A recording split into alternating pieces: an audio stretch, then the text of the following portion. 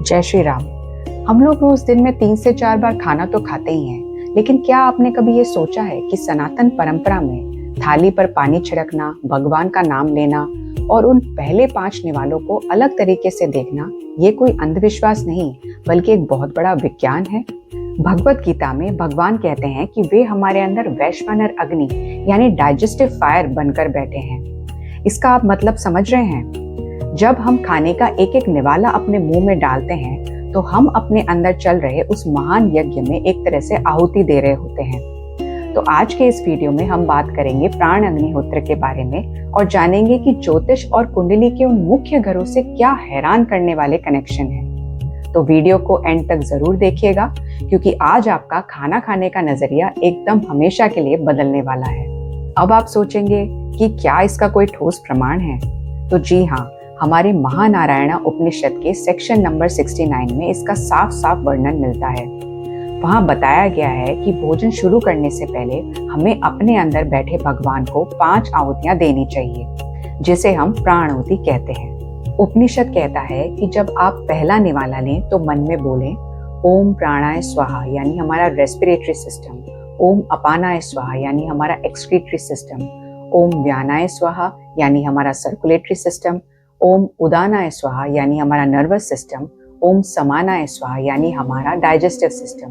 तो ये 5 मंत्र हमारे शरीर के अंदर चल रहे उन 5 प्राणों को ऐसे ही रिचार्ज कर देते हैं जैसे कि हवन कुंड में स्वाहा बोलकर दी गई आहुति पूरे ब्रह्मांड को ऊर्जावान बना देती है। अब हम आते हैं सबसे बड़े रहस्य पर, इसका ज्योतिष और आपकी कुंडली से क्या कनेक्शन है। तो जब हम खाना खाते हैं तो उस वक्त कुंडली के 4 मुख्य घर एक्टिव हो जाते हैं। कुंडली का दूसरा भाव, जिसे हम भोजन और मुंह का कहते हैं, अगर आप खाना खाते वक्त गुस्से में हैं या फोन पर चिल्लाते हैं तो वो सेकंड हाउस खराब हो जाता है, जिससे पैसा और परिवार की शांति चली जाती है। 5वां घर हमारी पेट की जठराग्नि का है, जिसका मालिक सूर्य और मंगल है। तो बिना ध्यान दिए खाना खाने से ये अग्नि मंद पड़ जाती है और इसकी वजह से हमारा कॉन्फिडेंस गिरने लग जाता है। 6वां घर बीमारियों का है, तो गलत ढंग से खाया हुआ खाना पेट में टॉक्सिन्स बनाकर इस घर को एक्टिव कर देता है। और अब आखिर में है 8वां घर, जिसे हम आयु और प्राण का कहते हैं। तो अगर आप मंत्रों का ध्यान करके खाना खाते हैं तो यही घर आपको लंबी उम्र और अच्छी सेहत का शुभ फल देता है। अब आप खुद सोचिए, आप किसी हवन में बैठे हैं और उसमें कचरा डाल दें, या फिर हवन करते वक्त फोन पर रील्स देख रहे हो, तो क्या वो पूजा सफल होगी? बिल्कुल नहीं। लेकिन आज हम सब यही तो गलती कर रहे हैं। हम टीवी देखते हुए या फिर लड़ते हुए खाने को सिर्फ ठूस रहे हैं। शास्त्रों में भी लिखा है, जैसा अन्न वैसा मन। तो अगर आप ज्योतिष और उपनिषद के बताए हुए तरीके से खाने को आहुति न समझकर सिर्फ एक टास्क समझेंगे, तो वही खाना आपके अंदर पचेगा नहीं, बल्कि वो एक तरह से सड़ कर बीमारी ही बनेगा। तो आज से ही आप एक छोटा सा बदलाव करिए।